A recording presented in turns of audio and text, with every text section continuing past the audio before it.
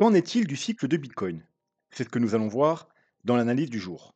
Mais avant de commencer, n'oubliez pas de vous abonner, de mettre un petit pouce bleu et de laisser un commentaire. Alors aujourd'hui, ça va être une vidéo un peu spéciale, hein. On va aller voir rapidement ce qui se passe sur le Bitcoin, mais sinon, on va surtout parler du cycle du Bitcoin. Alors à la base, c'est une vidéo que je m'étais dit, je vais peut-être réserver aux membres. Et finalement, je me suis dit, bon, allez, on va la faire partager à tout le monde parce qu'il y a quand même pas mal de trucs intéressants qui sera dit dans cette vidéo. Donc bien évidemment, vu que c'est une vidéo quotidienne, j'ai pas non plus, 10 heures pour la préparer, hein, contrairement aux vidéos, des membres en général où je prends le week-end donc j'ai le temps. Donc un peu moins structuré. Je vais essayer de pas trop m'éparpiller, j'ai quand même pris des notes pour me rappeler, de tout ce que je voulais vous donner dans la vidéo. Mais, voilà, donc excusez si des fois je pars un peu à droite à gauche, mais sinon on va essayer de faire ça du mieux possible. Donc on va pas perdre trop de temps et on va se diriger directement vers la crypto map du jour. Et ce qu'on peut voir, c'est qu'elle est plutôt mitigée, mais on a quand même beaucoup plus de rouge que de vert. On a quand même quelques petits altcoins qui s'en sortent bien, notamment Cake avec 13 qui performe bien en ce moment, Cake, IP 9 et Bera 11. Et sinon dans les chutes, il y a rien de catastrophique. En général, c'est du 2 à 5 de chute sur l'ensemble des altcoins.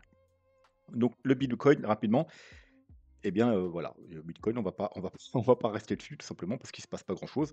On est en train de travailler là, le support, hein. Alors on l'a cassé, on est venu chercher la zone de rechargement de short, on est venu combler le gap comme on a vu hier aux 87 100 $. On a eu un rejet et là on revient de travailler ce support tout simplement. Voilà, donc on va pas refaire l'analyse, hein, il y a rien qu'à changer. Allez voir la vidéo d'hier ou même, les vidéos précédentes qui sont encore plus intéressantes, je pense. On fait de l'analyse, court, moyen, long terme, hein, les 2 vidéos de lundi et mardi. Et on va plutôt passer directement à un sujet, au sujet principal de la vidéo qui nous intéresse, c'est-à-dire au cycle du Bitcoin. On va essayer de répondre aux questions: est-ce que le cycle du Bitcoin est terminé? Sinon, quelle forme il pourrait prendre? Qu'est-ce qui va se passer? Qu'en est-il, du bull run actuel, des bull run futurs, du, prochain bear market, si on n'est pas déjà dedans, et cetera, et cetera. Qu'en est-il pour les altcoins? Donc il y a pas mal de petites choses à voir. Alors, je vous dis tout de suite, j'ai pas de réponse miracle. Il y a énormément de métriques, de paramètres à prendre en compte et il y a des paramètres, que je maîtrise pas, hein. Moi, vous savez que mon expertise, c'est l'analyse graphique. Heu, Tous les autres facteurs économiques, socio-économiques, géopolitiques et cetera, c'est pas dans mon domaine d'expertise et donc ça peut être extrêmement compliqué de, prévoir quels sera les futurs cycles du bitcoin. Mais par contre, on peut quand même en discuter et répondre à certaines questions et vous allez voir que ça va être quand même, très intéressant. Enfin, je pense, j'espère.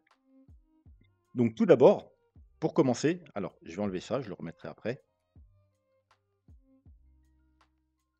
Pour ceux qui sont un peu débutants dans la crypto ou tout simplement qui n'ont pas suivi les bonnes personnes et qui n'ont pas eu, d'explication, on va quand même revoir qu'en est-il actuellement, enfin qu'en est-il depuis, la création du bitcoin, du cycle? Qu'est-ce que le cycle? À quoi il est dû? Et cetera, et cetera. Donc là, on a un graphique très simple. Alors c'est le graphique le plus long terme qu'on a sur le bitcoin, le Bitcoin Index, hein.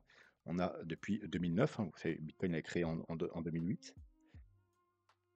Et donc on peut voir quoi sur le graphique? Alors, je vais vous expliquer ce qu'il y a à l'écran. Il y a les petites lignes jaunes ici, c'est tout simplement les différents halvings. Je répète au cas où, le halving, c'est tous les 4 ans, en moyenne, hein, parce que il n'est pas en fait déterminé par du temps, il est déterminé par un nombre de blocs qui sont minés. Alors de tête, si je me rappelle, je crois que c'est tous les 210 000 blocs. Corrigez-moi en commentaire si je me trompe. Et en général, ça fait plus ou moins 4 ans. Voilà, donc tous les 4 ans environ, on a un halving. Et au halving, on divise les récompenses qui sont accordées aux mineurs pour miner les blocs. Donc, au départ, c'était de 50, ensuite divisé par 2, 25, 12,5, 6,25. Actuellement, on est à 325 et au prochain halving, on sera à 1,56 et quelques. Et puis après, ce sera encore divisé par 2, par 2, par 2, à peu près tous les 4 ans. Donc ça, voilà. Donc ça, on a le halving tous les 4 ans. Ce qui, jusqu'à présent, la majorité des gens sont accordés du coup à dire que le cycle du Bitcoin, c'est dû au halving. Donc on a un halving tous les 4 ans, on a un cycle du Bitcoin qui est de 4 ans, on va l'analyser ensuite le cycle. Et donc, les gens ont pris pour acquis que le cycle était exclusivement dû au halving, ce qui pour ma part est un peu une erreur. Mais on va y revenir après. Donc, le cycle, il est comment? C'est très simple. Alors là, c'est le début, donc c'est pas très rigoureux, mais on a notre bull market, ensuite on a un bear market, on trouve un bottom, on consolide. Vous voyez qu'on a on va zoomer un peu. On a une première vague haussière. Après cette première vague haussière, on consolide. Et dès qu'on casse ce niveau, eh bien, là, ça démarre fort. Donc, grosso modo, bear market, une fois qu'on trouve un bottom, eh bien, on enclenche un nouveau bull market. Alors, il faut d'abord savoir c'est quoi un bear market et un bull market. C'est très simple. Un bear market, c'est un marché baissier. Un bull market, c'est un marché haussier. Donc, le bear market commence quand le marché haussier se termine, donc au top, et le bull market commence quand le marché baissier se termine, donc au bottom. Alors, au bottom même, on ne le sait pas encore, forcément qu'on est en bull market. Il faut attendre un petit peu pour savoir qu'on a repris la tendance haussière. Mais ensuite, en regardant le graphique par le passé, là, voilà, on sait que le bull market, il a démarré ici et qui s'est terminé ici. Que le bear market a commencé ici, qui s'est terminé ici, etc., etc. Donc, on a notre première vague haussière, notre consolidation. Si vous voyez, il y a un petit rectangle blanc. En général, c'est la consolidation, ou certains vont appeler ça la phase d'accumulation. Mais c'est déjà haussier. Vous voyez que c'est déjà haussier, hein. On passe de 2 $ quand même à 7 $. Donc, ça fait que plus du x3. Donc, c'est quand même un actif haussier, même si ça monte tranquillement, et ça consolide, ça accumule. Et ensuite, on casse la résistance de cette première vague haussière. Et là, on a une accélération et on a le bull market, le bull run qui débute. C'est quoi un bull run, hein? On a vu que le bull market, c'était juste une tendance haussière. Un bull run, c'est une forte tendance haussière, une accélération haussière. Et on va retrouver pareil dans chaque cycle, c'est-à-dire, et à partir de là, ça se met bien en place, ça veut dire qu'on a 3 ans de bull market, avec 1 an de consolidation et 2 ans de bull run, si vous voulez. 1 an de bear market, 1 an, alors début du bull market, 1 an de consolidation. Pareil, hein, vous voyez, encore ça se passe pareil, on fait une première vague haussière, on consolide, on casse, et ensuite 2 ans de bull run. Pour après 1 an de bear market, première vague haussière, on consolide, et 2 ans de bull run, une fois qu'on a cassé ce niveau-là. Donc nous, c'est ce qu'on attendait pour ce cycle, même si, comme je vous le disais depuis déjà cette période, qu'il faudra être prudent, parce que dans les années à venir, on va sûrement finir le cycle, mais je m'attendais à ce qu'on ait encore au moins un dernier cycle. Je m'attendais à ce que ce cycle garde encore sa cyclicité, mais je vous ai dit, ce sera probablement le dernier. C'est ce que je pensais à l'époque, et je le pense encore. Moi, c'est probablement le dernier. Pour l'instant, il respecte parfaitement. On a eu 1 an de bear market, on a une première vague haussière, consolidation, donc 1 an de consolidation.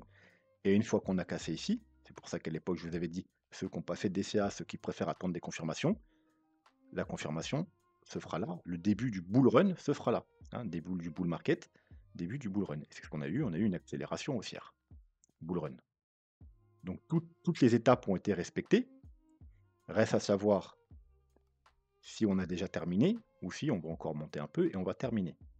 Reste à savoir si on est toujours dans le cycle du Bitcoin. Parce que si effectivement il s'est terminé au mois de décembre ou janvier, il nous manque 1 an, hein, puisque on a eu le bottom en décembre 2022,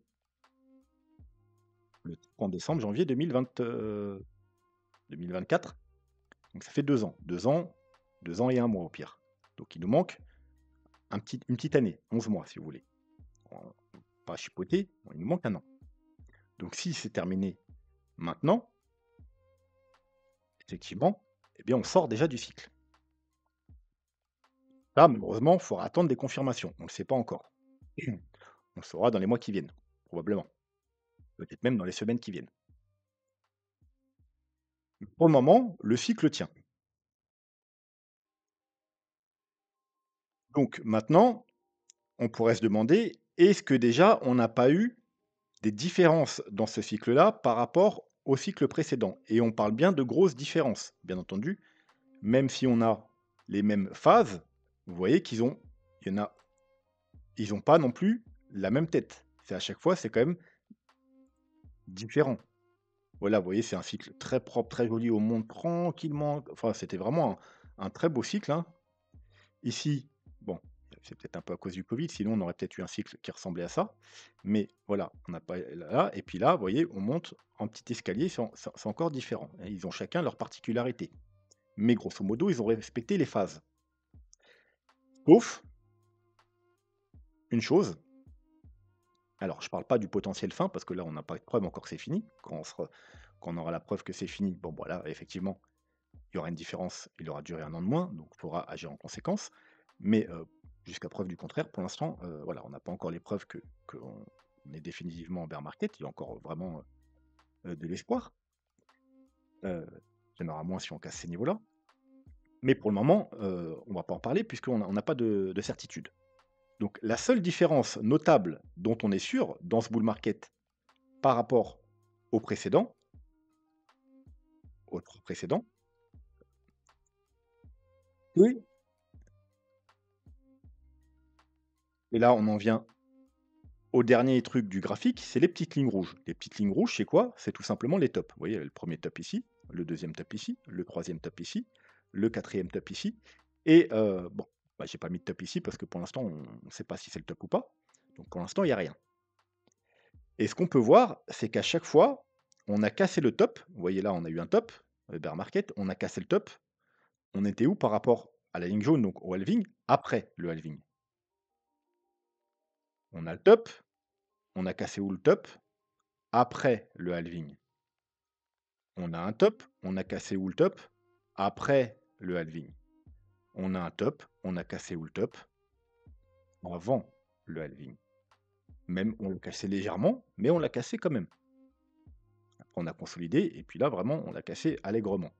Mais il a été tout de même cassé. Jamais on était venu même toucher le top. Vous voyez, la phase haussière avant, on était assez loin du top. La phase haussière, avant, on était assez loin du top. Phase haussière avant, on était quand même assez loin du top. Et là, on l'a non seulement on n'était pas loin, mais on l'a même cassé. On l'a cassé. Vous voyez, la ligne rouge, elle est là, on l'a cassé. Donc c'est la seule différence notable par rapport au cycle précédent. Donc on avait de l'avance, on avait bien plusieurs mois d'avance. Il faudrait voir à peu près en moyenne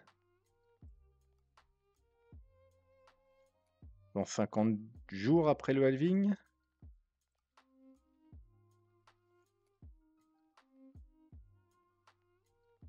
On a bien presque 300 jours, 275. Hop, le halving, 214 jours. On avait en moyenne à peu près un peu plus de 200 jours. Et si vous rajoutez à ça qu'on l'a cassé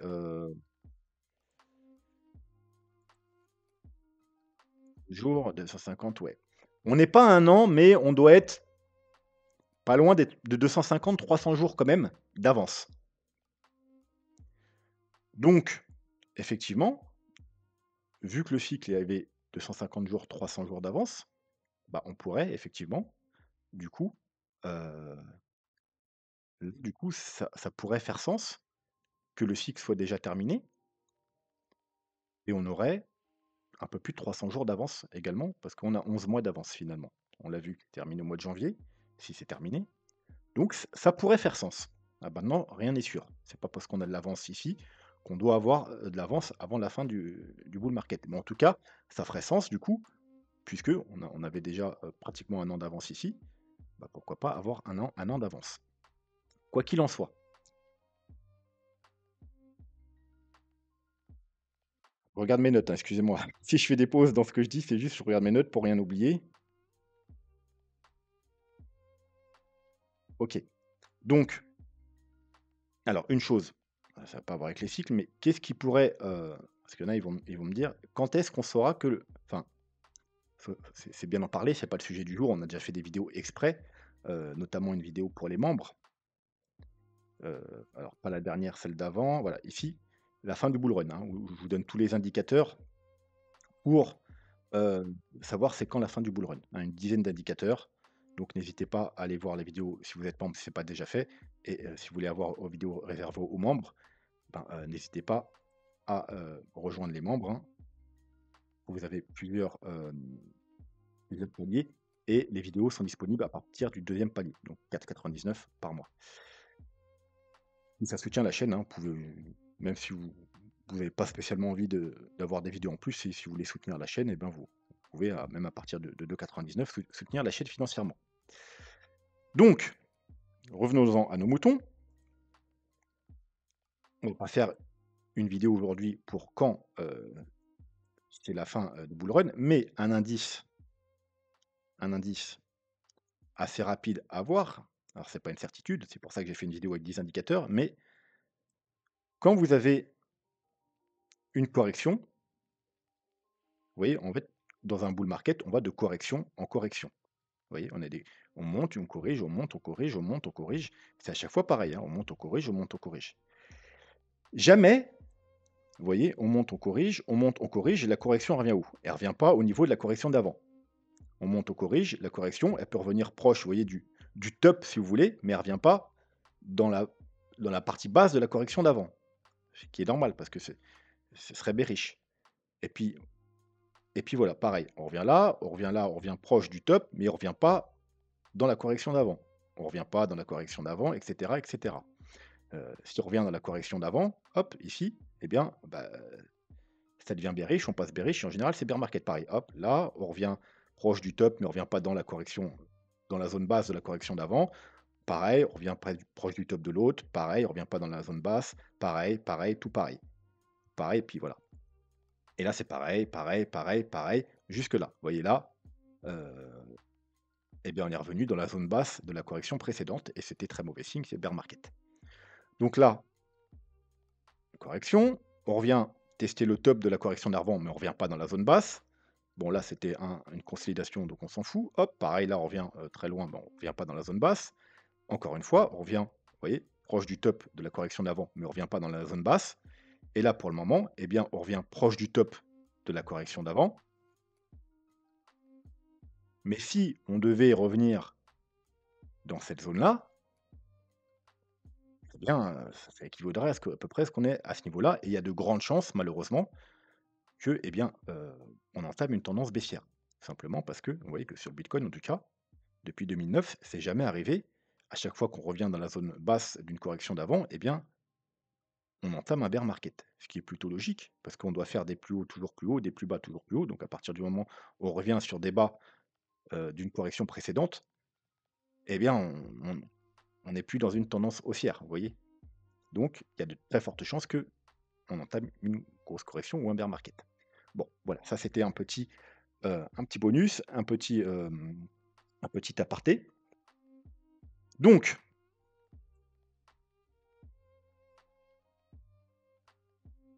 prenons l'hypothèse où on aurait déjà fini le cycle aux 108 000 $.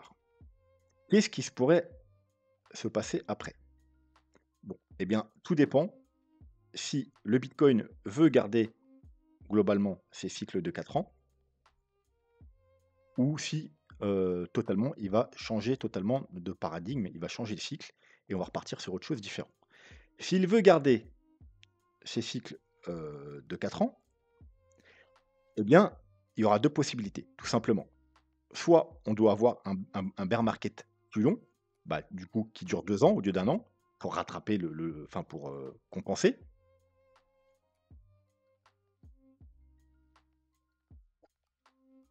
Ouais, il y a même 3 possibilités.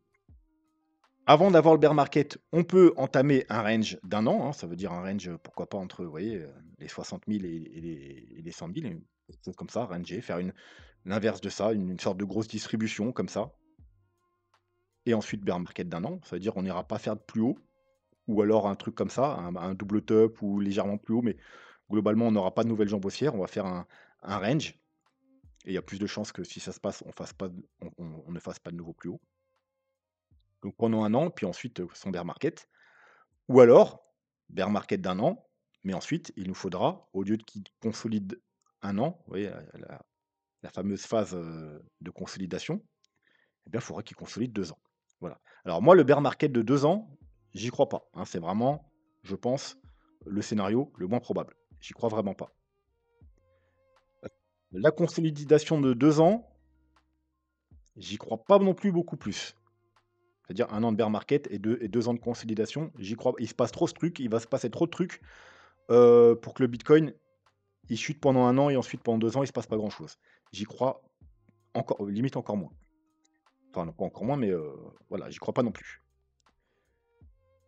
Donc bien entendu, il reste la plus probable, si le bitcoin veut garder son cycle,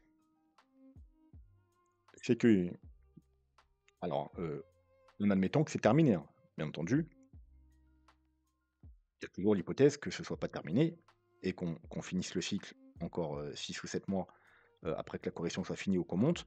Mais là, on parle du scénario où éventuellement ce serait fini. Eh bien, la plus possible, s'il veut garder son cycle, c'est qu'on fasse, une consolidation pendant un an et puis qu'ensuite on entame le bear market d'un an. Voilà. Encore une fois, c'est pas un scénario que je vais privilégier, grandement. Alors, il est beaucoup plus probable que les 2 autres, mais je pense que si on a vraiment fini ici le cycle, eh bien, je pense qu'il va pas chercher à reprendre, si vous voulez, son cycle de 4 ans comme avant et qu'il va partir sur quelque chose de nouveau, tout simplement. Et du coup, là, malheureusement, et pour moi, si on a fini ici, ça va être le scénario le plus probable. Mmh. Et malheureusement, là, on peut que faire des hypothèses parce il pourrait y avoir 1000 scénarios, différents. Dans l'idée, pourquoi à chaque fois il retrace un an, 3 ans de hausse, un an? Parce que c'est des corrections finalement classiques.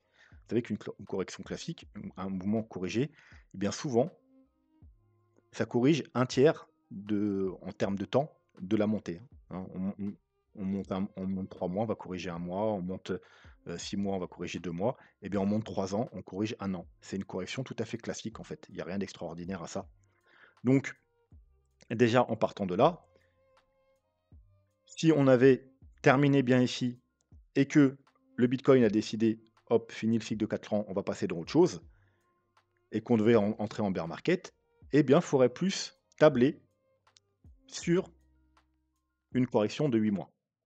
Bah, tout simplement, encore sur un tiers, puisque à chaque fois, il a corrigé ça, donc je vois pas pourquoi ça, vu que c'est pas dépendant vraiment du cycle, hein. Parce que, le cycle, il pourrait très bien, un cycle de 4 ans, pourrait très bien faire un bear market de 2 ans et monter 2 ans. Ça rentrerait dans son cycle également avec le halving. Voilà. Non, il a décidé de monter 3 ans, corriger un an pour nous faire une correction tout à fait de ce qu'il y a plus classique. Donc ça, il pourrait le garder. C'est c'est même, ce que je privilégie. Donc avoir une correction de 8 mois, tout simplement parce que, il a monté 2 ans, donc 24 mois, donc un tiers, ça fait 3 fois 8, 24 pendant 8 mois. Voilà, donc le plus probable, si le cycle est déjà terminé et que le bitcoin ne va plus essayer de réintégrer ce cycle-là, de compenser, eh bien, le plus probable, c'est qu'on ait un bear market plus court, tout simplement. Environ 8 mois en moyenne, hein. Ça pourrait durer 6 mois, ça pourrait durer 10 mois peut-être, mais aux alentours des 8 mois.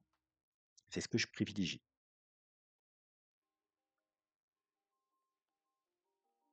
Bien entendu, pourrait et aussi y avoir l'hypothèse qu'on n'aurait plus qu'on que ça c'est tellement il s'écarte tellement de son modèle on n'aurait plus vraiment de bear market. On aurait juste comme sur les marchés traditionnels, on appelle ça aussi des bear market, mais c'est plutôt des grosses corrections. Enfin, finalement, si vous voyez, 8 mois, je vous dis 8 mois finalement, heu, le temps ne suffit pas à faire un bear market. Il y a aussi, bien entendu, la puissance. Parce que si vous voulez par là, 8 mois, on les a fait là, les 8 mois, hein, il me semble. Hein, on a top là au mois de mars. Hop, on a vraiment validé au mois de novembre, donc novembre, décembre, janvier, février, mars. Exact. Donc ça fait 8 mois. On a eu 8 mois de correction là. Bon, bah, c'était une correction un peu à plat, une consolidation en range, mais c'était quand même du plus haut au plus bas, on est quand même passé de 73 à 49 000 dollars. Donc c'est quand même une correction. Mais grosso modo, si on enlève les grosses mèches et tout ça, hein, si on se met un graphique plus propre, vous voyez que c'était quand même une sorte de range. C'est un bear market. Parce qu'un bear market, le temps, ça suffit pas. Même si ça aurait duré 4 mois de plus, on aurait concilié un machin, ça reste une consolidation en range. On ne peut pas parler de bear market. Bear market, c'est vraiment une tendance baissière. Là, on n'a pas inversé la tendance, on n'est pas venu faire de nouveaux plus bas. Donc le temps ne suffit pas pour faire un bear market. Il faut aussi, bien entendu, le prix. Donc, pour continuer dans ce qu'on était, si le Bitcoin décide de plus suivre son cycle, il y aura énormément de possibilités.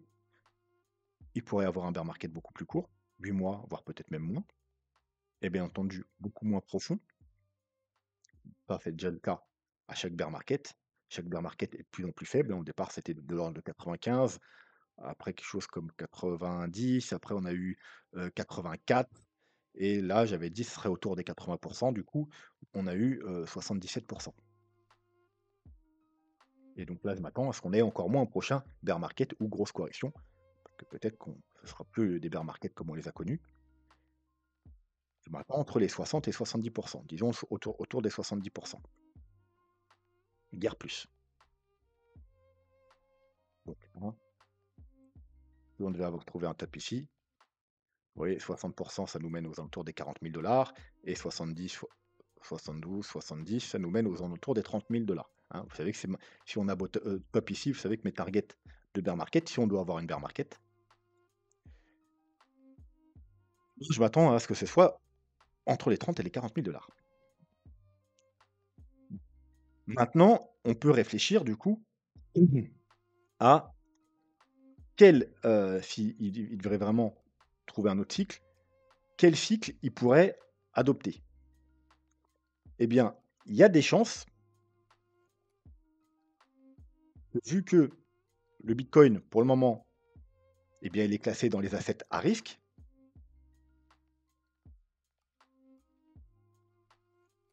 Il se corrèle tout simplement au marché traditionnel à risque. Donc tout ce qui est actions, SP500 et américaines bien entendu, parce que c'est ceux qui ont le plus d'importance. SP500, Nasdaq, etc. Hein, vous savez que pour le moment, il est corrélé seulement dans les baisses au marché classique. C'est-à-dire quand il y a des grosses chutes comme actuellement, eh bien, le Bitcoin chute. Par contre, il n'est pas corrélé dans les hausses. Hein. De temps en temps, ils montent ensemble, mais il n'y a pas de réelle corrélation. Ça veut dire qu'on peut avoir des marchés traditionnels qui montent et un Bitcoin qui descend. Donc on pourrait se rapprocher tout simplement d'une corrélation ou d'une forte corrélation avec les marchés à risque. Je dis bien peut-être parce que ça pourrait être valable à la rigueur sur du moyen terme, hein, enfin quand je dis moyen terme, en long time frame, donc sur quelques années, 1, 2, 3 ans. Mais si le Bitcoin réussit ses objectifs, normalement, il devrait au contraire se décorréler totalement sur du long terme, du très long terme, hein, dans 5, 10 ans, de ces marchés-là, puisque son objectif, lui, c'est pas d'être à risque, c'est d'être au contraire l'inverse, c'est d'être une réserve de valeur. Donc techniquement, dans les années à venir, il est alors sur du court terme, 1, 2, 3 ans, il pourrait effectivement, pourquoi pas se corréler au marché traditionnel, mais sur un plus long, sur 5, 10 ans, 15 ans, il est censé au contraire se rapprocher des marchés moins risqués, des réserves de valeur, par exemple l'or. Personnellement, je ne pense pas qu'il va se corréler à l'or. Ah, il pourrait augmenter effectivement sa corrélation avec l'or, mais je ne pense pas qu'il sera corrélé avec l'or, parce que pour moi, le Bitcoin, et c'est pour ça que je suis dans le Bitcoin et pas dans l'or, est meilleur que l'or. Déjà, il est plus rare, il a une quantité limitée, et voilà, il y a tout un tas d'autres qualités par rapport à l'or. Donc je pense que l'or a quand même des cycles, des grands cycles assez longs. Hein. Là, on est sur l'or. Ouais, que là, on a un cycle long, un très long, hein, on parle de plusieurs dizaines d'années, pareil, pareil, il y a des cycles assez longs. Alors bien entendu, entre ces cycles, il y a des intracycles. D'ailleurs, quelque chose qu'on va voir ici, Vous voyez, 2001, 2004, 2005, on a fait une petite sous-vague, à 2008. Donc, vous voyez, il y a 3 ans de hausse. Là, on parle de 2008 à 2011, 3 ans de hausse. Vous voyez, 3 ans, 3 ans, 3 ans. Vous voyez, finalement, il n'y a pas besoin d'halving hein, euh, pour avoir des hausses de 3 ans. 2015 à 2018, 3 ans de hausse. 2018 à 2020, ouais, ouais, même là, 21, 22, donc 21, on va dire à peu près 3 ans de hausse. Et puis là, on est sur 2022, 2025. Vous voyez que souvent, 3 ans de hausse, il nous a une belle correction. Donc, vous voyez, il n'y a pas besoin d'halving pour avoir un cycle de 3 ans de hausse. Bon, après, il ne chute pas pendant un an, mais enfin, ça dépend, je vais pas regarder, mais voilà, il y a le halving, on va en reparler après, hein, un peu. Vous savez ce que je pense du halving, moi, c'est un peu surcoté, mais on lui apporte un peu trop d'importance, je pense. Mais voilà, donc hein, voilà, sur l'offre, il risque d'avoir un top cette année.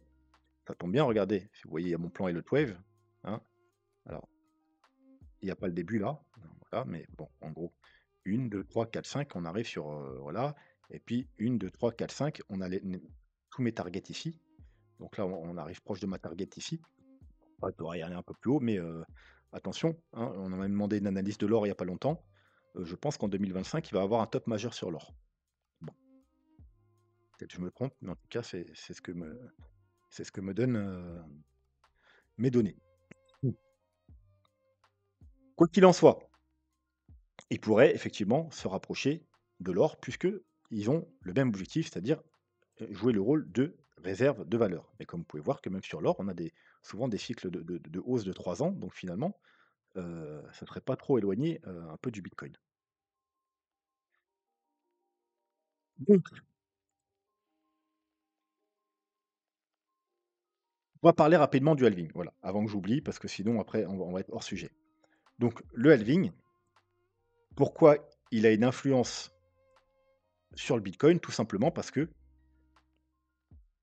les récompenses des mineurs sont divisées à chaque fois par 2. Et ce qui fait que pour que les mineurs restent rentables, si on divise vos récompenses par 2, il faut que le prix augmente. Si le prix augmente pas, les mineurs, ils gagnent 2 fois moins, et puis 2 fois moins, et 2 fois moins, et 2 fois moins, et il n'y a plus de mineurs, et tout s'écroule. Donc c'est pour ça qu'en général, ça suit. Mais, premièrement, pour que des mineurs restent rentables, qu'est-ce qu'il faut que le prix fasse? Bah, il faut qu'il compense la perte. Vous avez divisé par 2, divisé par 2, divisé par 2, divisé par 2. Donc techniquement, le prix, il a juste besoin d'être multiplié par 2 tous les 4 ans pour que les mineurs... Alors, hein, vous savez qu'il y a aussi, on le simplifie un peu, parce qu'il y a aussi la difficulté du minage qui rentre dans le paramètre, mais on va garder les choses simples. Hein. À difficulté de minage égale, pour qu'un mineur soit rentable, si on divise sa récompense par 2, il faut que le prix du Bitcoin se multiplie par 2 à chaque fois. Hein. Si un mineur il gagne 2000 euros par mois et on divise, enfin, il gagne une quantité de Bitcoin qui lui donne, ah bah, on s'en fout, il gagne un Bitcoin par mois ici. Si on lui en donne 0,5, il faut que le Bitcoin vaille 2 fois plus pour qu'il gagne la même somme, et ainsi de suite. Bon, mais ce qu'on voit bien, c'est que bien entendu, le Bitcoin, il fait bien plus que x2. Là, il nous faisait des fois 100, des fois 1000, des fois 100. Là, il nous a fait un fois 20. Et là, pour l'instant, il nous a fait quelque chose qu'un fois 6. Donc, le halving en lui seul ne peut pas justifier le fait que le Bitcoin augmente autant. Parce que le halving en lui seul, finalement, il a besoin que juste que le Bitcoin lui fasse x2 tous les 4 ans. Et ça suffirait à compenser la division par 2 des récompenses de minage. Donc on voit bien qu'il y a d'autres facteurs qui font que le Bitcoin rentre dans des cycles haussiers et augmente considérablement. Bien entendu, le facteur numéro 1, bah, c'est comme sur tous les actifs, c'est l'offre et sur la demande. Et là, effectivement, le halving, il joue un deuxième rôle, c'est que l'offre diminue. Enfin, ça ne diminue pas. Excusez-moi, je vais être plus précis. L'offre augmente tout le temps. Parce qu'il y a des bitcoins qui sont créés. 50 par bloc, 25 par bloc. Donc l'offre, elle augmente tout le temps. Jusqu'à ce qu'il y ait tous les bitcoins qui sont créés. Mais la vitesse à laquelle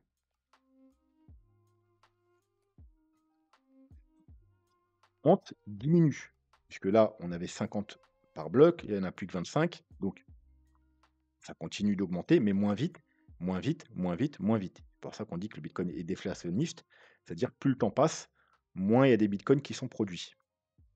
Et donc, si vous voulez, le total disponible ne diminue pas, elle continue d'augmenter, et elle va continuera d'augmenter jusqu'à ce qu'elle ait 21 millions. Mais l'offre de nouveaux Bitcoin, elle, diminue de moitié. Les nouveaux bitcoins disponibles, c'est les mineurs qui créent les bitcoins. Et cette offre-là, de nouveaux bitcoins, est distribuée de moitié.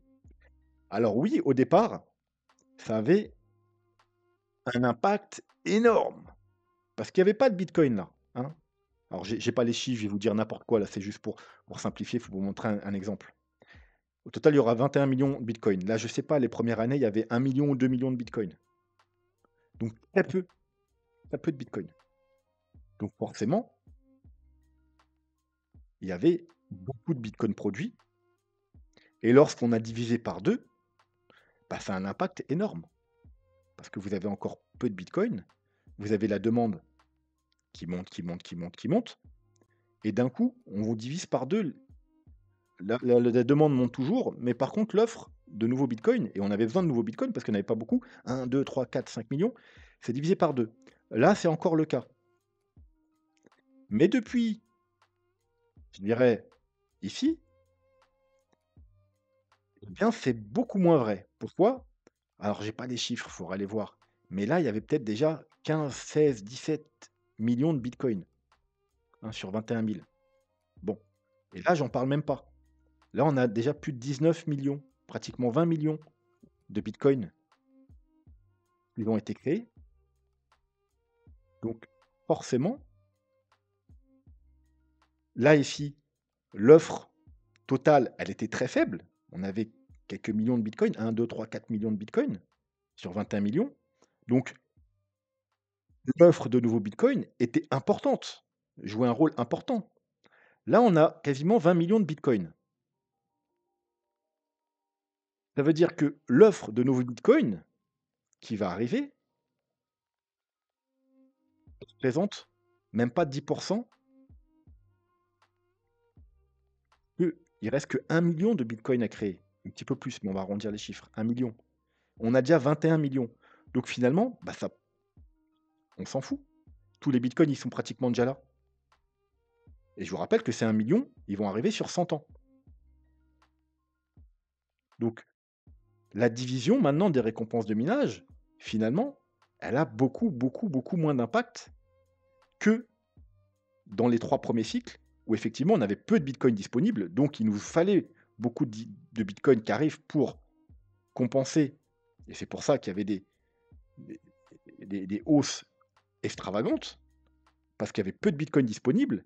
Il y en avait tous les 4 ans de moins en moins qui arrivaient, mais il y avait de plus en plus de gens qui sont arrivés.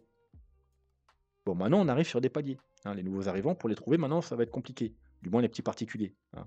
Maintenant, il va falloir compter sur les grosses structures, les pays, les machins. Les petits particuliers, comme je vous l'ai déjà dit des dizaines de fois, tant qu'il n'y aura pas un changement dans l'écosystème, euh, votre grand-mère, votre oncle, votre tante, votre mère, si vous avez un certain âge, s'ils n'ont pas déjà acheté du Bitcoin, ils vont pas en acheter cette année, à moins que vous les poussiez si vous êtes là, machin, mais de même, ils vont pas acheter du Bitcoin dans 6 mois, dans un an, dans 2 ans, s'il n'y a pas de changement. Hein. S'ils n'en ont pas acheté à 5 000, à 20 000, à 50 000, je ne vois pas pourquoi ils en achèteraient à 100 000. C'est juste que c'est pas adapté pour eux. Hein. Donc tant qu'on n'aura pas de gros changements, il n'y aura pas une masse, vraiment une masse adoption. Hein. C'est-à-dire là, on est autour mondial, peut-être aux alentours des 10% moyenne. Si vous voulez passer 80 il va falloir, changer, qu'il y ait des changements. Donc on arrive sur un palier, au niveau des petits particuliers. Voilà, maintenant je vous ai dit, ça va jouer beaucoup au niveau des gros investisseurs, des banques, des pays et cetera. Et ça peut aller très vite, hein, bien entendu. Bon, ça fera un sujet d'une autre vidéo, on va pas s'attarder dessus, mais voilà. Donc l'halving a beaucoup, beaucoup moins d'impact, hein. Là, on est passé de 50 à 25, ça veut dire on a réduit de 25 par bloc. Là, on a réduit de 12 par bloc. Mais là, finalement, dans le dernier halving, on a réduit seulement que de 3 par bloc. Et puis au prochain, on va réduire que de 1 par bloc. Vous voyez que ça a beaucoup moins d'impact. Donc, l'halving, au départ, je suis d'accord qu'il avait sur les 3 premiers cycles un impact énorme, mais c'était beaucoup moins le cas ici. C'est relatif beaucoup, encore beaucoup moins le cas ici et ça va être encore moins, moins, moins, moins. Je veux dire, on a 20 millions sur 21 sur 1 000 000 qui vont être minés en un an. On s'en fout, qu'est-ce qui s'est divisé que c'est divisé par 2, encore par 2, encore par 2. On a quasiment tous les bitcoins déjà. Les bitcoins sont quasiment déjà tous là. On n'attend plus pour nous apporter la liquidité des nouveaux bitcoins, ils sont pratiquement déjà tous là. On a déjà 20 millions. Donc ça a plus vraiment ça aura plus vraiment d'impact. Et personnellement, je pense que alors les 2 premiers cycles, effectivement, déjà dans le cycle du bitcoin en lui-même, comme je vous ai dit, il aurait pu prendre beaucoup d'autres formes, même dans les 4 ans. Et il y avait d'autres facteurs qui ont fait que on a des cycles propres et des cycles de 4 ans, notamment, comme vous le savez, heu, le dollar. Le bitcoin est inversement corrélé au dollar, donc s'y a joué beaucoup également. On avait un dollar baissier, on avait un bull run sur le bitcoin. Un dollar haussier, on avait un bear market. Un dollar baissier, vous voyez, jusqu'en janvier 2018, on a fait le top du bitcoin, on a eu le bottom du dollar et ensuite le bear market du bitcoin en 2019-2020 et puis nouveau bull run du bitcoin et à partir de voilà 2020-2021, le top du bitcoin, bear market sur le bitcoin, septembre, octobre 2022, top du dollar et nouveau bull run, nouveau tendance baissière du dollar, nouveau top, nouveau bull run, bull market sur le bitcoin. Voilà. Et là, bien entendu, on espère que cette tendance baissière sur le dollar soit pas finie pour que on ait encore quelques mois de bull market. Et ensuite, on aura une nouvelle jambe haussière sur le dollar et un nouveau bear market sur le bitcoin. Et ça, c'est ce qu'on espère. Parce que bien évidemment, il y a toujours la possibilité que là, hein, vu qu'on a quand même, vous voyez, on a, alors ils vont confirmer, mais on a petit quelque chose qui se passe sur le dollar, même si là, il reprend des couleurs baissières, donc on aime bien. Mais tant qu'on n'a pas recassé ses plus bas, il y a toujours possibilité qu'on ait trouvé un bottom ici et qu'on soit déjà dans une nouvelle tendance haussière sur le dollar et donc que potentiellement, on pourrait déjà également avoir trouvé effectivement un top sur le Bitcoin. Donc il y a le dollar qui a joué beaucoup, puisqu'on a suivi les tendances à l'inverse du dollar, et il y a également la liquidité mondiale.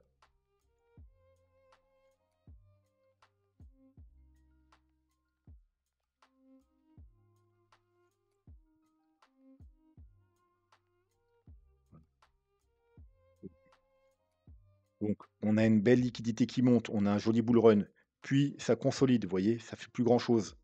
On a eu le bear market, puis ça remonte fortement, nouveau bull market, puis ça fait plus rien, ça consolide, nouveau bear market, puis grosse augmentation, très joli bull run, puis là ça consolide plus quasiment, ça chute, gros bear market, et puis boum, ça explose, ça de nouveau, nouveau bull run, et puis ça chute, nouveau bear market, et ensuite là, ça consolide, mais même ça chute. Et là, vous pouvez vous dire: «Ah ah, il y a quelque chose qui se passe». On va revenir sur ça. Il y a quelque chose qui se passe. Alors effectivement, si on zoome, une vague haussière, 2 vagues haussières, 3 vagues haussières. Une vague haussière, 2 vagues haussières, 3 vagues haussières. Donc sur du court terme, ça suit toujours, hein. Même si, contrairement au précédent bull market, on est plutôt sur une tendance baissière sur la liquidité, puisqu'on a des hauts toujours plus bas et des bas toujours plus bas, mais ça a quand même suivi parce qu'on a quand même des grosses phases de rebond et à chaque fois, on a eu une grosse phase de rebond sur le bitcoin. Avec un décalage, bien sûr. Vous voyez, là, vous avez le bottom ici, le bottom qui se fait un peu après, donc on monte un peu après, c'est normal, il y a un décalage. La liquidité arrive, il faut attendre qu'elle se distribue sur le marché. Là, on a eu un bottom, par contre, pile poil au bon moment. Et puis là, encore décalage, voilà, on a eu un bottom ici, on était ici, on a encore, hop, ça a pris du temps, et après, on est monté. Et là, ce qu'on peut voir, c'est qu'on a un bottom ici, ça monte, donc techniquement, il y a de fortes chances, hein, c'est pas sûr, mais il y a de fortes chances que là, et on ait, ouais, donc une vague, deux vagues, trois vagues, et là on est sur une quatrième vague, une vague, deux vagues, trois vagues, et bien on attend cette quatrième vague avec un peu de décalage. Normalement, ça arrive fin mars, début avril, hein. Par rapport aux autres, en général, il y a environ 2 mois de décalage. Donc, sur le court terme, c'est toujours bien corrélé à la liquidité, donc il n'y a pas de problème, donc on attend une hausse. Donc, si d'ailleurs on ne devait non plus avoir pas une petite jambe haussière comme ça, comme à chaque fois, mais on devait carrément, parce que là on a une petite trendline, hein, hop là, qu'on est en train de casser d'ailleurs. Maintenant, pour inverser la tendance, bah, faut faire des plus hauts, donc il faut casser ce plus haut là. Donc, la trendline sera validée quand on aura cassé ce plus haut là. Et peut-être ça va inverser la tendance et on va repartir vraiment en réelle tendance haussière. Et là, du coup, on pourrait avoir un Bitcoin qui décolle allègrement, parce que vous avez vu, juste avec les petits rebonds, lui, il a pu à chaque fois bien monter. On a du coup une, comment dire, on a quand même une divergence. On ne prend pas les petits time frames, mais la globalité du mouvement. On a des plus hauts, des plus bas, plus hauts. Là, l'inverse. Vous voyez que là, on a une trendline haussière. Là, on a une trendline baissière. Donc, on a déjà une décorrélation. Pour ça que je vous disais que le Bitcoin pourrait effectivement, sur une courte période, se corréler au marché à risque, mais j'en suis pas forcément convaincu. La preuve en est parce que, en général, les marchés à risque sont corrélés à la liquidité. Et jusqu'à présent, le Bitcoin, il était corrélé, mais là, il se décorrèle. En gros, il reste corrélé, bien entendu, sur les petits trucs, mais sur la structure, il se décorrèle. Comme s'il voulait justement commencer petit à petit à essayer de bah, jouer un peu son rôle de réserve de valeur. Parce que bien qu'en ayant une liquidité globale, alors je vous rappelle, c'est vrai que je ne l'ai pas précisé, mais c'est quoi la globale liquidité? C'est l'impression monétaire des plus gros pays du monde, hein, donc l'émission de monnaie. On, on déverse de la liquidité et ça peut être ensuite redéversé sur le marché. Comme s'il voulait déjà se décorréler et jouer un peu dans la cour des grands, hein, dans la cour des réserves de valeur. Alors maintenant, par contre, on va voir un truc, vous allez voir, c'est assez, c'est exactement ce que je vous disais au début. Je vous disais, même déjà ici en bear market, au début du bull market, je vous disais, pour voir un bitcoin qui monte, il nous faut un dollar baissier, on l'a eu. Il nous faut une liquidité haussière, donc bon, on a eu des phases haussières. Et je vous avais dit, ce sera surtout le cas pour les altcoins. Parce que le bitcoin, grâce aux ETF, donc aux nouveaux investisseurs qui, eux, théoriquement, et aux États, enfin tous les gros investisseurs vont pas forcément investir pour 2 3 mois, 6 mois, un an. Il y en a beaucoup qui vont investir pour bah, du long terme, donc pour exactement pourquoi il est prévu le Bitcoin pour réserve de valeur. Donc le Bitcoin pourrait justement être sauvé par rapport à ça et quand même avoir un beau bull run, même si on n'a pas une liquidité qui monte en flèche. Par contre, sur les altcoins, ça va être beaucoup plus compliqué parce que les altcoins n'ont pas à but d'être une réserve de valeur, mais c'est vraiment, ils rentrent totalement dans la catégorie assets à risque et c'est même les plus risqués de tous les assets que vous pouvez trouver sur les marchés. Et regardez ce graphique. Est-ce qu'il vous rappelle rien?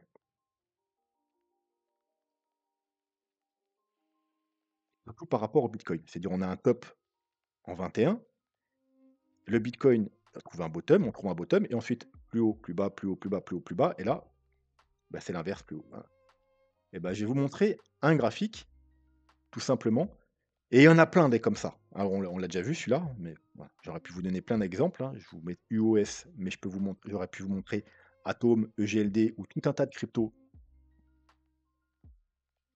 On a le top en 2021 et effectivement, on a des rebonds, mais avec des plus hauts toujours plus bas et des plus bas toujours plus bas. Est-ce que je pourrais pas carrément faire ça serait plus simple?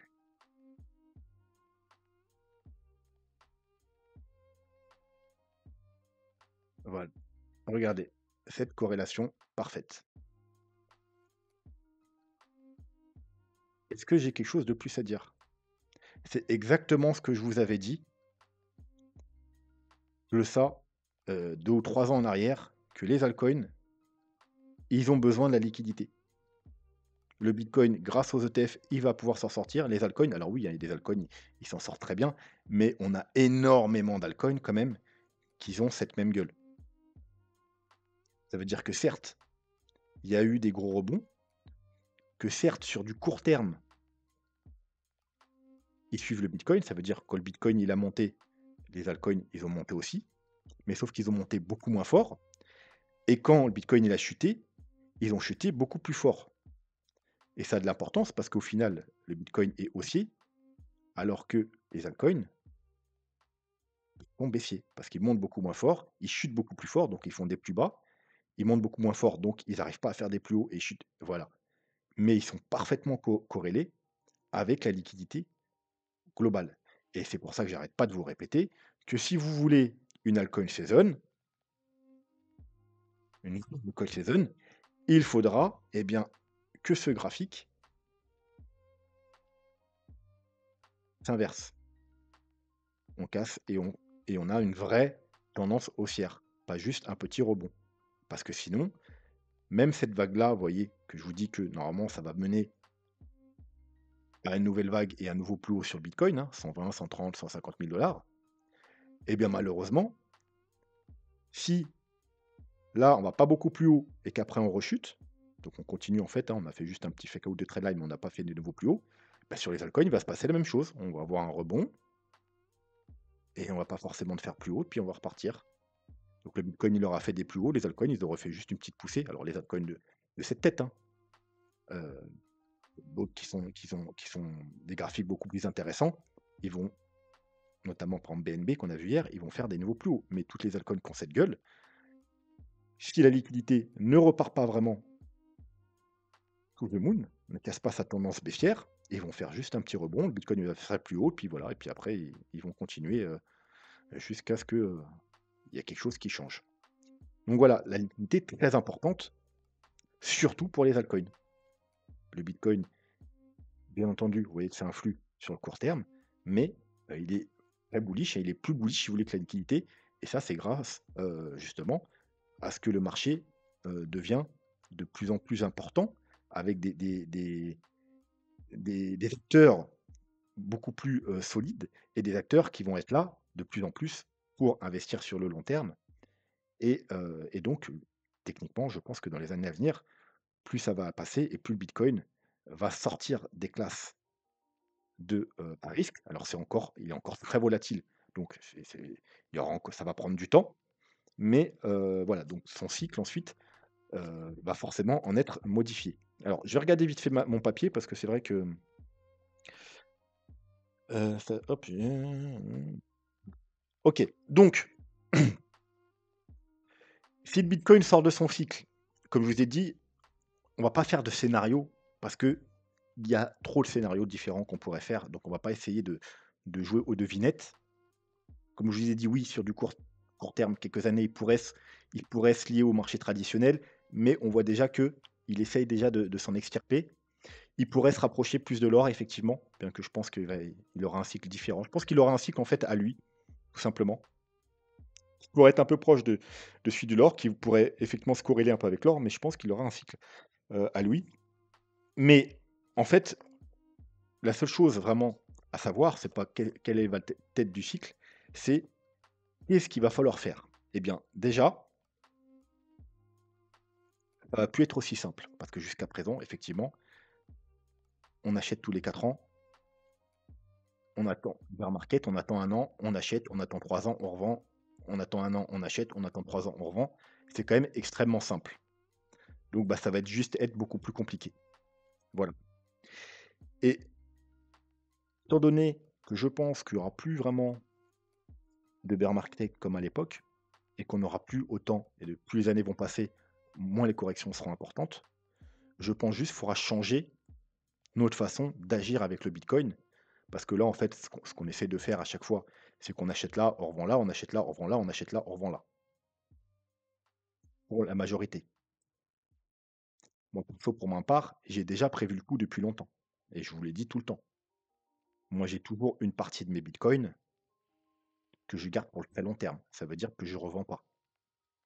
Parce que même là, je suis déjà au courant depuis longtemps que le cycle un jour va se finir. Donc on a eu un il s'est prolongé, je m'attendais à ça, mais il y avait quand même des probabilités que peut-être on n'aurait pas ce bear market d'un an, peut-être là on n'aura pas un bear market d'un an, peut-être on n'aura plus de bear market, comme on a eu à l'époque. Et en prévision de ça, j'ai déjà mis ma stratégie, alors qui était légère à l'époque, là je vais l'accentuer, que je ne revends pas tous mes bitcoins. Si je m'attendais encore ce cycle-là à un bear market, je m'attendais à ces targets-là. Donc j'ai quand même revendu ici, pas tout, pas mes bitcoins long terme, et que j'ai acheté là. Mais maintenant, je pense qu'il va falloir changer et plus bah, jouer un peu sur du plus long terme. Un peu comme on fait sur les... Alors, je ne connais pas vos stratégies sur les marchés traditionnels, mais un peu plus se baser sur les marchés traditionnels.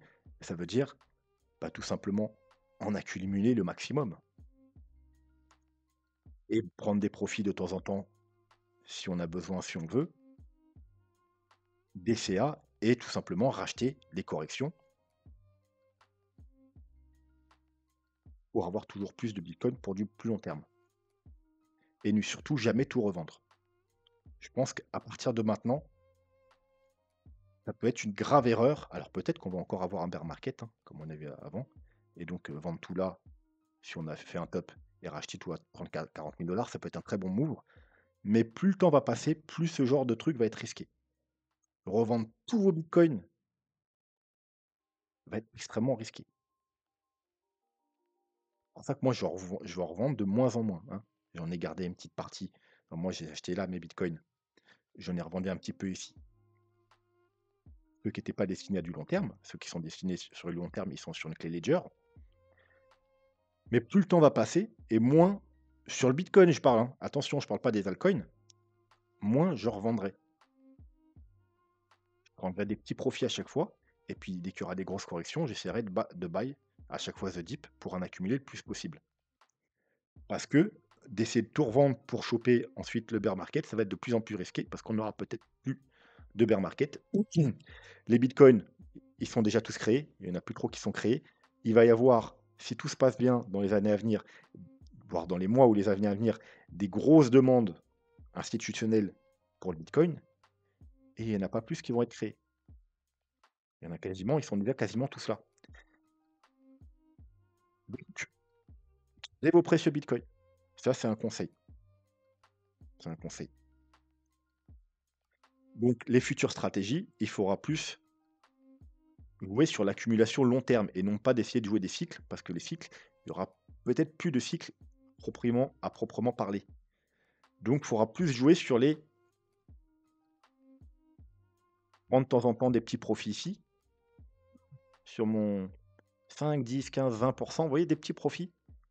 Et puis, je rachète sur des plus bas. Bah, si jamais ça corrige pas, je me suis trompé, je rachèterai sur la prochaine correction, tant pis. Et je reprendrai des petits profits ici. Et puis voilà. J'essaierai de jouer les petits mouvements, mais avec toujours une petite partie. Ou tout simplement, je me fais pas chier, puis je fais un DCA, et j'achète ça chaque semaine ou chaque mois. Et puis voilà. Et puis quand j'ai besoin de si j'ai besoin d'un peu de à un moment donné, j'ai besoin un peu de cash pour faire autre chose et ben, je prends des profits, après un fort mouvement haussier. Ou je les garde pour le très long terme. Ça, c'est vous qui voyez. Maintenant, sur les altcoins, c'est totalement différent. Les altcoins, alors moi, je vous l'ai déjà dit, déjà, jamais, même, jusqu'à présent, je garde pas d'alcool sur du long terme. Je gardais des altcoins par cycle.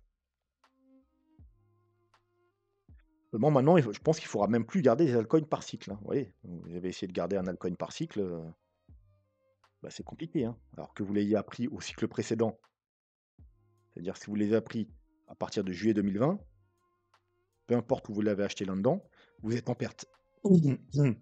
Et même à ce cycle-là, peu importe où vous l'avez acheté, même au bon moment, hein, parce que le bon moment, il y avait quoi? Ici, pour moi, c'était le meilleur moment, au mois d'octobre. Hop, on va aller voir, ah, j'ai plus le hop, on va changer de graphique.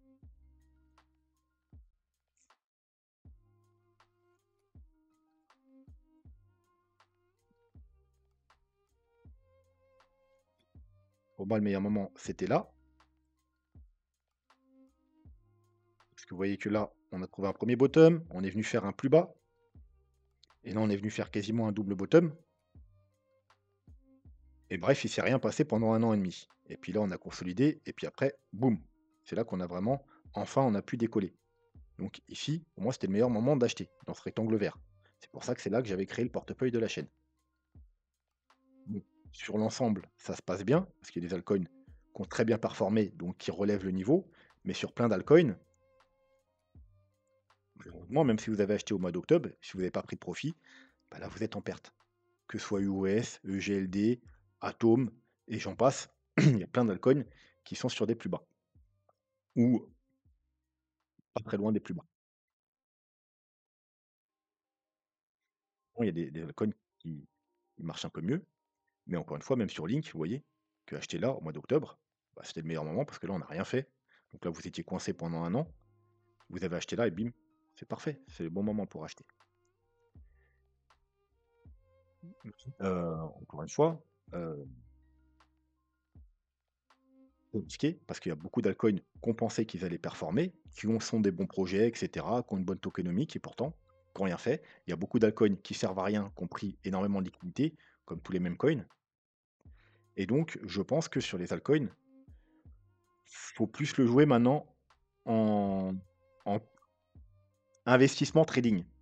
C'est-à-dire acheter du spot, ne pas faire des achats avec des leviers, avec des prévoir un stop loss, machin, mais faire comme si c'était des gros swings. Ça veut dire j'achète, hein, si possible dans un bon moment, hein, une période, corrective sur des confirmations.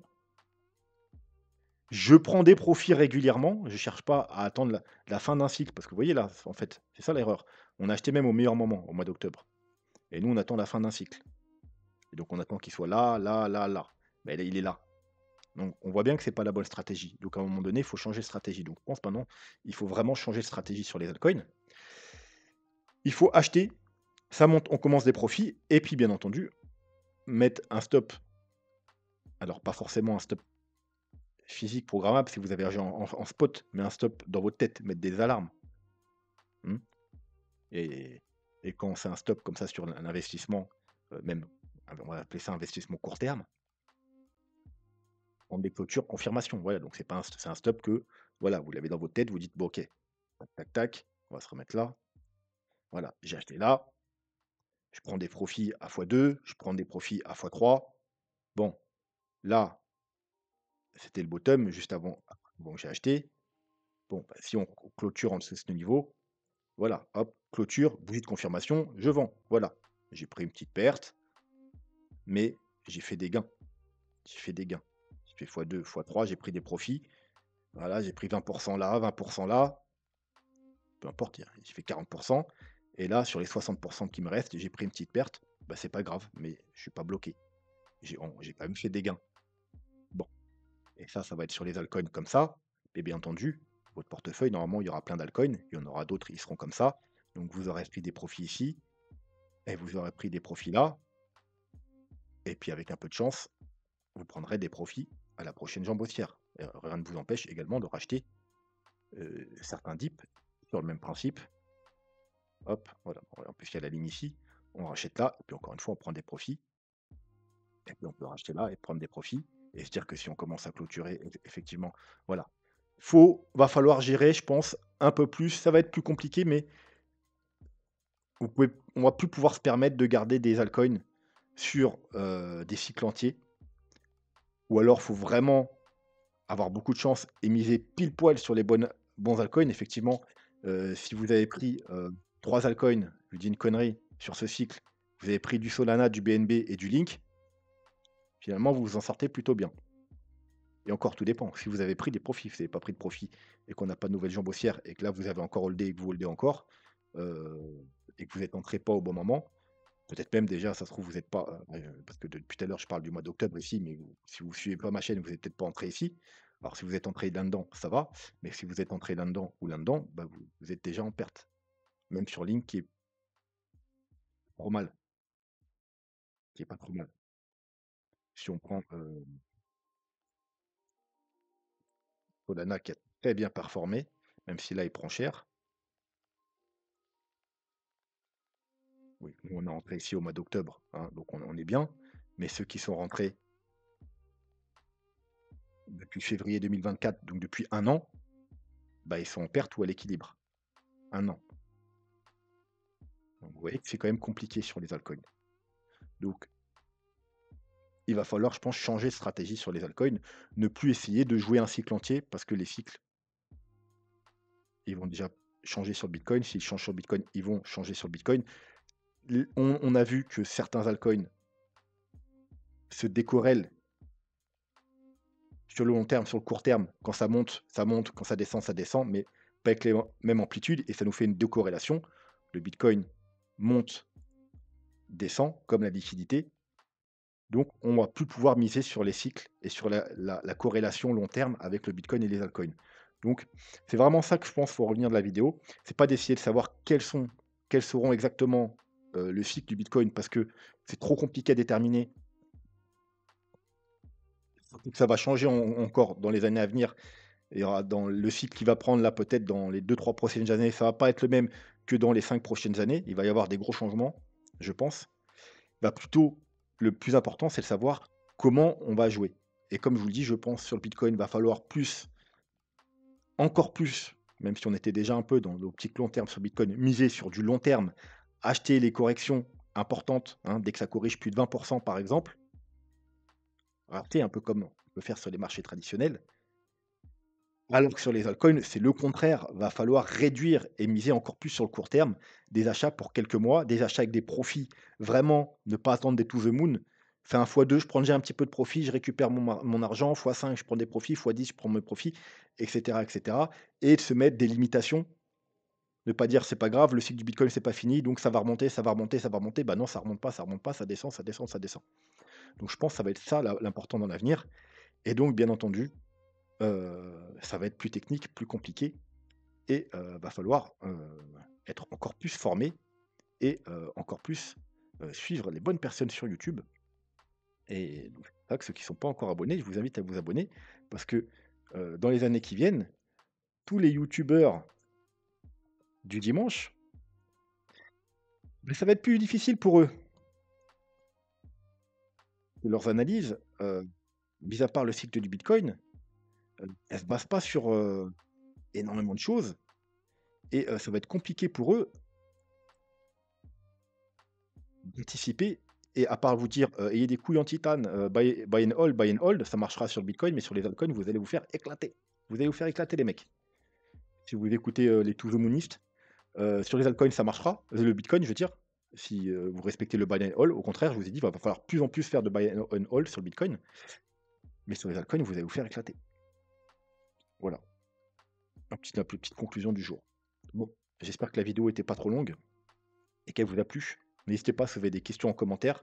J'ai quelques notes que j'ai pas abordées, mais j'ai pas envie que la vidéo dure 3 heures, hein, c'est pas un séminaire non plus, hein. Voilà. Après c'est le week-end, hein, je me permets de faire des vidéos un peu plus longues et de prendre le temps parce que vous avez 3 jours pour la regarder, je fais pas de vidéo le samedi, le dimanche.